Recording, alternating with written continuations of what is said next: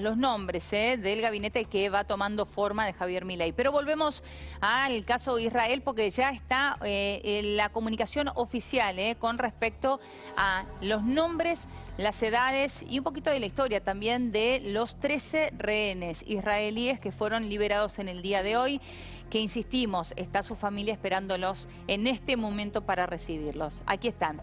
Estos son los 13 israelíes que regresaron hoy a casa. El gobierno de Israel abraza a nuestros ciudadanos que regresaron a casa. El gobierno de Israel está comprometido con traer de vuelta a todos los secuestrados. Nuestros ciudadanos pasaron una revisión médica inicial y sus familiares fueron notificados. Además, fueron liberados 11 ciudadanos extranjeros. Ahí, este es un paréntesis nuestro, 10 de ellos tailandeses, 1 filipino. Los secuestrados liberados, familia Katz Asher. Doron Katz Asher, 34 años. Raz Asher, 4 años. Aviv Asher, 2 años. 2 años. 4 años, ¿no? Tratemos de que esto no quede en cifras solamente, ¿no? Estamos hablando de niños, ¿no?, con una experiencia absolutamente traumática. ¿Qué habrán pasado todas estas noches, ¿no? Con secuelas indudables. Familia Aloni, ¿qué estamos hablando? De esta doble nacionalidad, en este caso israelí-argentina. Daniele Aloni, 45 años. Mira, Emilia Aloni, 5 años. No llegó a cumplir los 6 todavía. Aparentemente ella es hermana de Yaron Aloni Cunio, que sí es argentina y que está secuestrada con su marido y con sus 2 hijos. Mellizos. Sí, exactamente. Con lo cual, aparentemente, no sabemos si tiene nacionalidad argentina o no. Hay alguna información que dice que sí, otra que no, pero familiar de argentino seguro. Sí, total. Familia Mundar, allí está. Ruth Mundar, 78 años. Kerem Mundar, 54 años. Ohad Mundar, 9 años. Adina Moye, 72 años. Adina Moye, ustedes recuerdan, hoy recordaba, ¿no? Porque la verdad que hemos hablado también en Imagen del Día, la historia de cada uno de ellos. ¿Se acuerdan esa mujer que uno la veía de avanzada edad? Bueno, 72 años, no tan grande, pero que la llevaban en una moto entre dos terroristas de Hamás. Bueno, era Adina Moye, 72 años. Es Adina Moye, ¿no? Que está siendo liberada en este momento. Por suerte podemos decir es. Es, exacto. Hannah Katzir, 76 años. Margalit Moses, 77 años. Hannah Peri, 79 años. Y Jaffa Adar, 85. Allí están las imágenes que las mostrábamos en minutos nada más en la Imagen del Día. Esta es la verdad que uno ve las caras de los niños y se te pone la piel de gallina, ¿no? La experiencia que habrán vivido, cómo se los contendrá de aquí en adelante. Por eso me pareció muy acertado esto del protocolo, ¿no? Y lo que se les sugirió a los trabajadores de la Cruz Roja, que igualmente tienen una enorme experiencia en estas cuestiones, bueno, de cómo recibirlos a ellos, cómo tratarlos. Qué servicio por el otro, el de la Cruz Roja, decía, ¿no? Imagínate que ahí arriba va gente que deja buena parte de su vida con su sello y su impronta, hablando, haciendo, generando estas situaciones, o que todo esto termine del mejor modo y llegue a un puerto. Vamos a hablar con Gabriel Ventasgal para que nos cuente un poquito más de, bueno, cómo se está viviendo esto, qué otra información quizás nos resta contar. Gabriel, ¿cómo estás? Buenas noches. Buenas noches, ¿cómo están? Mira, hay mucha emoción. Están todas las televisiones filmando, intentando conseguir testimonios de los familiares de los liberados. Y por otro lado, la tristeza de los que no entraron en la lista. Claro. Entonces, se espera que los próximos 3 días, todos los que más o menos se espera que sean, que son aproximadamente 30 niños, 30 menores de 18, y unas 12 mujeres y unas 8 madres de estos niños sean liberadas.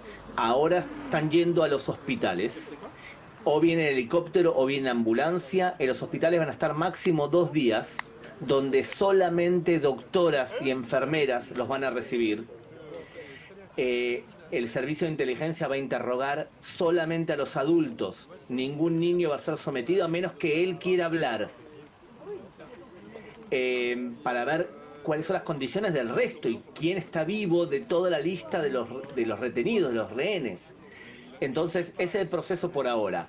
Por ahora el cese de fuego se está cumpliendo. Palestinos intentaron desde el sur ir hacia el norte para regresar a sus casas, que el 50% de las casas de Gaza City están o muy dañadas o destruidas. Eso es lo que sabemos hasta ahora. Con lo cual, Gabriel, ayúdanos a pensar a la distancia. Lo que viene es un intento por saber más, adentrarse en la historia de los que hoy no volvieron, para intentar ser más asertivos en la idea de recuperarlos. Y este paraguas que se abrió, esta ventana, que no es negociación, es simplemente un interregno, podría generar más liberados incluso de los que inicialmente se establecieron, ¿o eso está descartado? Es que el acuerdo inicial que firmaron vía Qatar es que si Hamás sigue liberando gente, cada 10 que libere va a haber otro día de cese de fuego. Entonces la pregunta es cuán golpeado está Hamás. Si está Hamás muy golpeado y necesita reorganizarse o necesita organizar la huida de sus líderes, que es lo que suponemos que van a hacer, entonces quizás necesita otro día más. Y otro día más significa 10 israelíes o 10 tailandeses o 10 seres humanos que han sido liberados. Creo yo que vale la pena. Entonces tenemos que cuestionarnos, cuando termine esto, si es que termina el cese de fuego e Israel va a volver a atacar, yo no tengo la menor duda que el primer ministro ha dicho en forma muy contundente, nosotros terminamos esto y vamos a continuar atacando hasta erradicar la presencia de Hamás en la Franja de Gaza como amenaza militar. Ahora, Gabriel, se supone que habían hablado de 50 rehenes liberados de Gaza y 150 rehenes liberados o prisioneros, en realidad, no rehenes, perdón, prisioneros palestinos liberados desde Israel. Esa cifra no se modifica.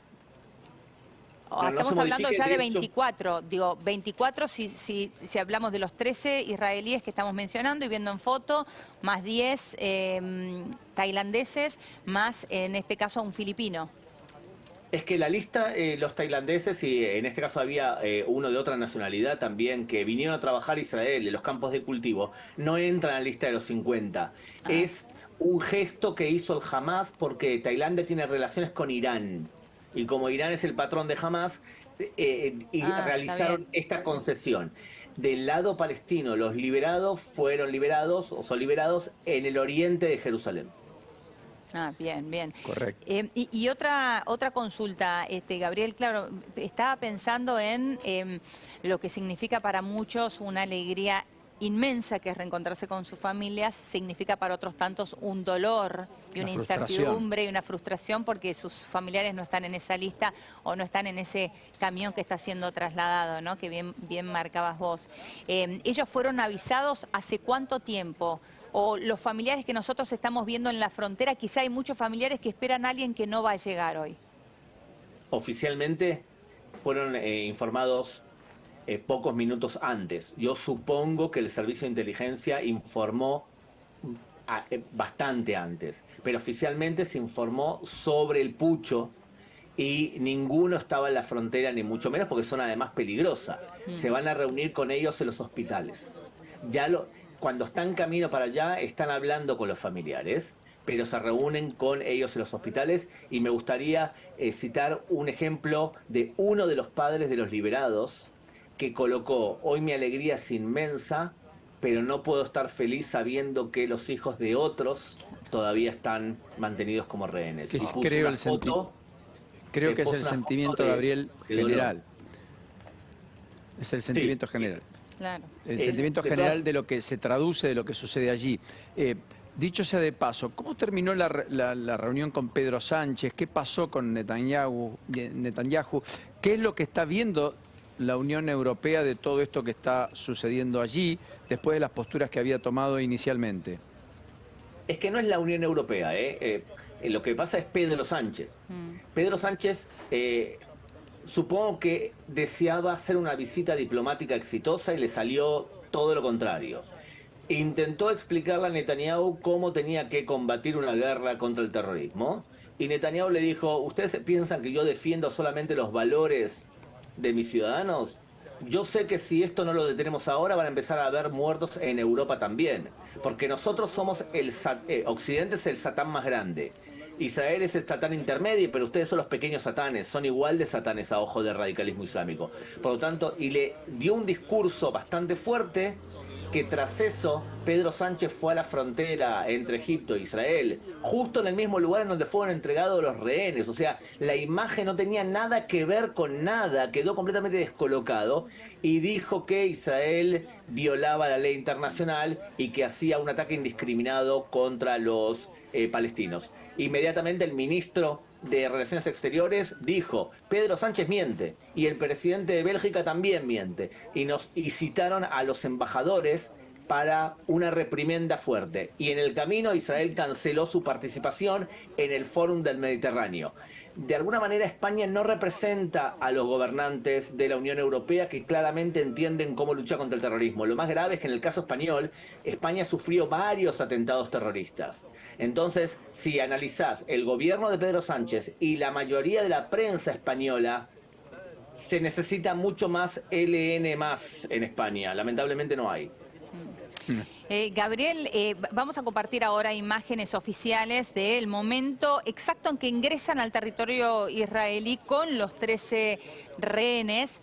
Que es, la verdad que es impactante la imagen para compartir y de paso también aclarar, y quiero agradecer a Guillermo Idiart de La Nación, de Internacionales, del diario La Nación, por supuesto. Un abrazo, Guillermo, como siempre. Sí, la verdad que está muy atento y que nos aclara que tanto Daniele como Emilia Aloni son familiares de argentinos, pero que no tienen la nacionalidad argentina, confirmado por Cancillería. Exactamente, que era lo que estábamos contando hace un ratito cuando mostrábamos una vez más las imágenes y reafirmábamos esa idea de que eran familiares. Familiares, son familiares de argentinos. Ese es el momento en donde ingresan los 13 rehenes a territorio israelí. Es decir, vuelven a casa. Correcto. ¿No? Vuelven a su casa, vuelven a su territorio. Lo hacen a través de la frontera con Egipto, ¿no? En este caso, salieron de Gaza hacia Egipto y de allí fueron trasladados hacia la frontera de Israel. Pero ese es el momento exacto en el que atraviesan la frontera y que realmente uno puede decir que ya están en su territorio y de regreso y a salvo en casa. Gabriel, lo compartimos con vos. Yo lo estuve viendo durante 2 horas, son las imágenes que transmiten. Lo que ven ahí es la alambrada de seguridad y los muros de separación que hay con la Franja de Gaza y con la frontera con Egipto. Tengan en cuenta que desde un lugar a otro, desde el lugar donde fueron entregados hasta este lugar donde están mostrando ustedes, hay más o menos 500 metros. No es un territorio demasiado... Claro, muy poco. Claro, entonces van a ir algunos, van a ir a los hospitales que están más cerca, otros van a ser trasladados en helicóptero hacia el centro del país. El hospital más grande para niños, se llama Schneider aquí, preparó una sala llena de muñecos para recibir a los niños. Y hay que ir con cuidado porque nadie sabe a primera vista qué es lo que vivieron esos niños. Ustedes nombraron un niño de 2 años, de 4 años. ¿Qué experiencia traumática y constante y continua le va a quedar de lo que vivió dentro de la Franja de Gaza bajo tierra? Es complicado. Sí. Gabriel, enorme abrazo. Ha sido un verdadero gusto esta conversación en Tren de Alumbrar. Por lo pronto, las primeras buenas noticias dentro de todo lo que es una verdadera catástrofe y una tragedia. Un abrazo. Un abrazo a ustedes, gracias. Gracias, Gabriel. Gracias. Mientras tanto, en lo local, novedades urgentes.